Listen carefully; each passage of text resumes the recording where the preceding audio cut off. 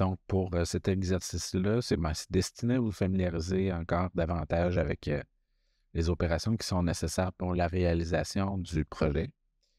Euh, Puis après l'avoir complété, vous allez pouvoir refaire l'exercice avec différentes variations que vous voudrez en classe ou à la maison à quelques prises afin de bien maîtriser ces opérations-là. Donc, l'exercice nécessite quelques éléments photos que vous allez trouver sur le OneDrive et tout ça est dans Léa. Le document s'intitule Images Exposition 2. Alors, dans ce dossier-là, il y a 3 portraits, puis un fichier avec des engrenages, avec différents engrenages dont vous allez avoir besoin. Donc, ici, on voit en fait les différents fichiers. Vous choisissez ce portrait-ci et mon fichier d'engrenage qui est ici. Donc, je vais désélectionner ça. Je vais désélectionner ça.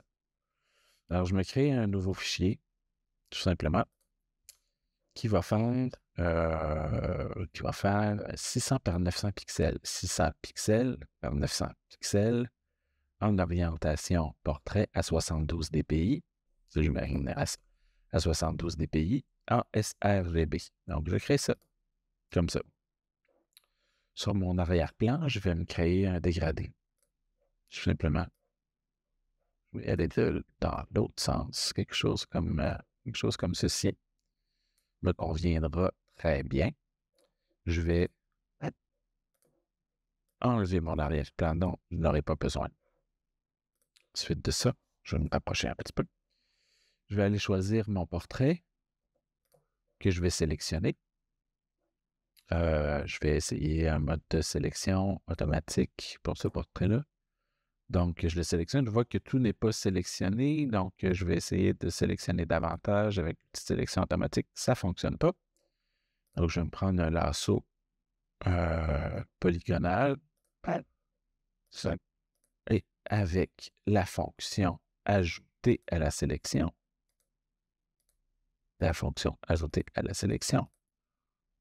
j'ai mon portrait qui est sélectionné. Je vais tout simplement le copier, CTRL-C, et venir le coller, CTRL-V. Je recule un petit peu, et en sélectionnant mon calque, que je vais nommer 1, je vais diminuer un peu la taille de ce fichier-là. Donc, je sélectionne mon calque, et CTRL-T. Je diminue un petit peu la taille du portrait parce que je vais vouloir faire une animation qui va prendre un petit peu plus de place. Donc, je centre mon portrait à cet endroit-là. Ouais. Donc, je duplique ce calque-là en venant ici, en faisant dupliquer le calque et en le renommant 2, Enter. Et avec le calque 2 activé, je vais sélectionner le haut de la tête jusqu'à la bouche avec un outil de sélection. Je vais prendre le carré qui est ici. Donc, je le sélectionne jusqu'à la bouche de cette façon-ci. Et avec le calque 2 qui est bien activé, je vais choisir l'outil déplacement qui est ici. Et je vais déplacer, en fait, la sélection un petit peu vers le haut. Comme ça, à peu près. Je vais dupliquer ce calque-là et je vais le nommer calque 3. OK. Et avec le calque 3 sélectionné, toujours activé et toujours avec l'outil de déplacement, je vais déplacer la tête encore une fois un petit peu vers le haut. Comme ceci. Je vais dupliquer le calque 3 et le nommer calque 4.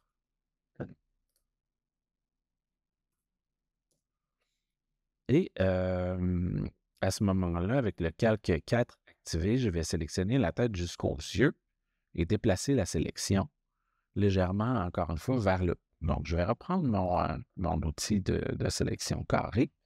Je vais me rapprocher un petit peu et je vais sélectionner la partie haute de la tête que je vais déplacer avec l'outil de déplacement vers le haut, encore une fois.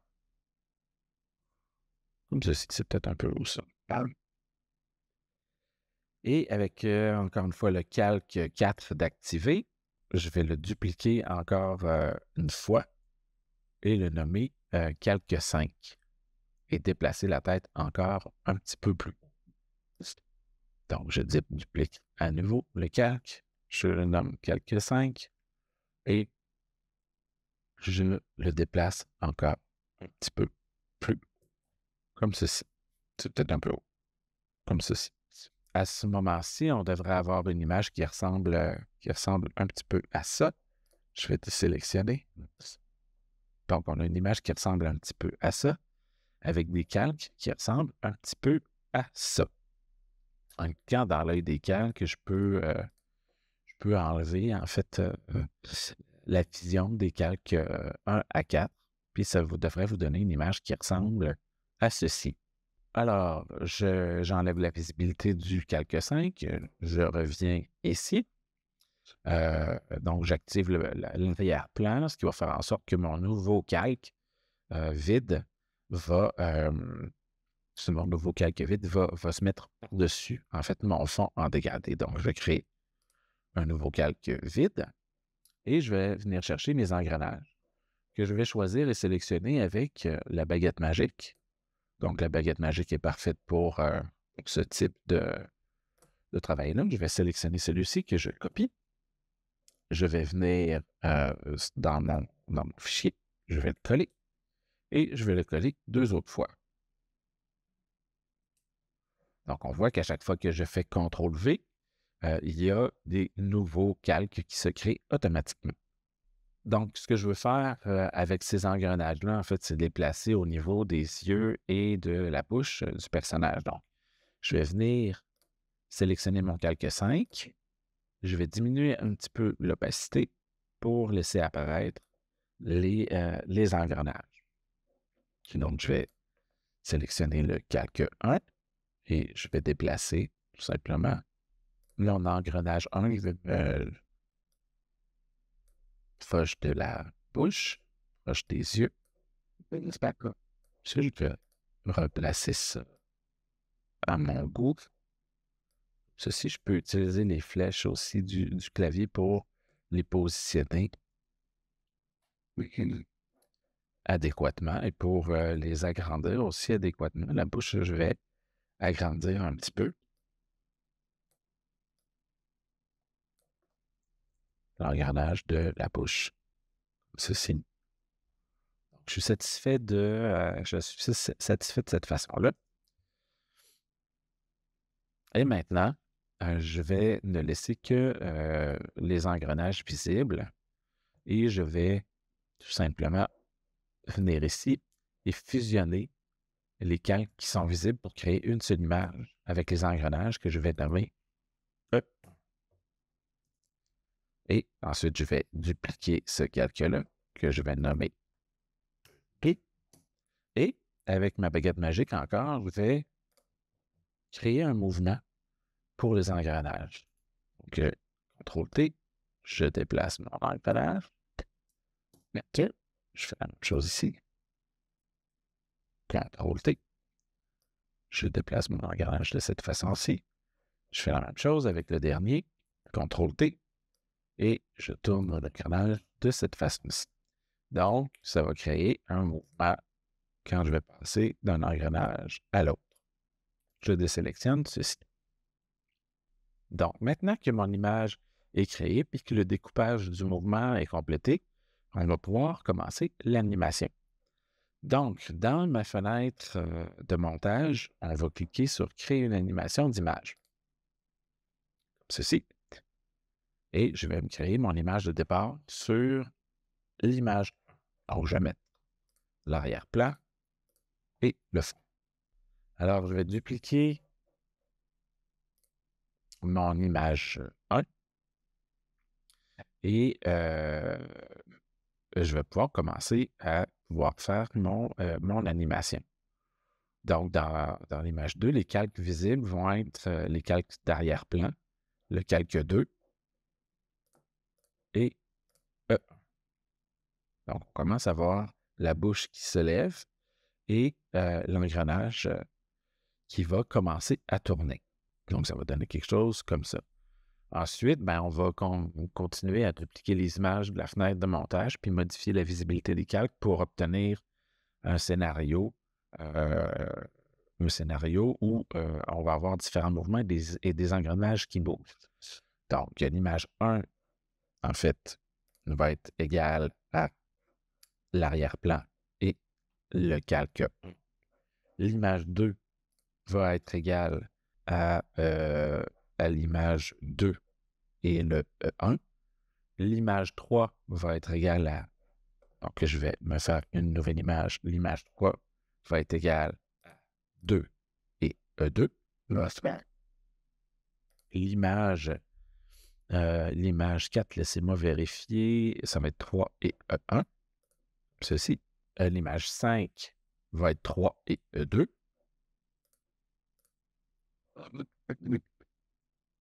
L'image 6 va être 4 et E1. L'image 7 va être 4 et E2. L'image 8 va être 5 et E1. On voit ici que je dois remettre mon opacité à 100%. L'image 9 doit être 5 et E2. L'image 10 doit être 4 et E1.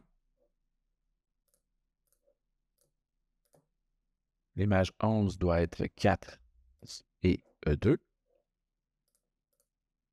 L'image 12 doit être 3 et E1.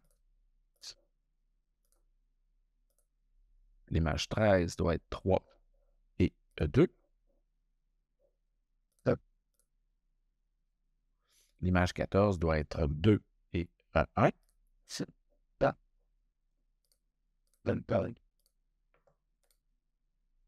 L'image 15 doit être 2 et E2.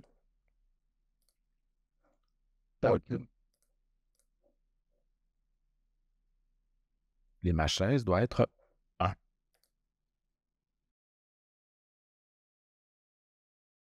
On va régler le débit à 0,1 seconde, comme ceci. Et je vais avoir mon animation. Moi, j'aimerais que la tête reste un petit peu plus longtemps en haut. Donc, je vais essayer de voir de quelle façon je pourrais réaliser ça. Donc, je vais arrêter ici. Si je vais voir davantage, celui-là, je vais le dupliquer 3 fois. 1, 2. Ici, je veux que ça reste comme ça. Ici, je veux que l'engrenage change. Ici, je veux que l'engrenage change. Et ici, on redescend. Alors, voyons voir ce que ça donne. Donc, je vais créer une petite pause dans le haut, tout simplement. Alors, pour terminer l'exercice, il s'agit de l'enregistrer en PSD et de l'enregistrer aussi en GIF. Donc, j'arrête mon animation. Première chose que je fais, dans mon arborescence de projet, je vais venir, là, je n'ai pas d'arborescence de projet ici, bien, on va venir l'enregistrer sous. Moi, je suis sur Mac pour l'instant, mais sur PC, c'est la même chose. Donc, je vais mettre ça sur mon bureau. Donc, je vais appeler ça exercice GIF, PSD. Et je vais m'enregistrer un GIF animé, comme la dernière fois. Donc, je vais exporter à ce moment-là. J'exporte pour le web. Donc, les paramètres, on va exporter un GIF. Perception, diffusion, 256 couleurs. Donc, j'enregistre ça. Exercice 2, GIF. Et voilà, c'est enregistré. Votre exercice 2 est terminé.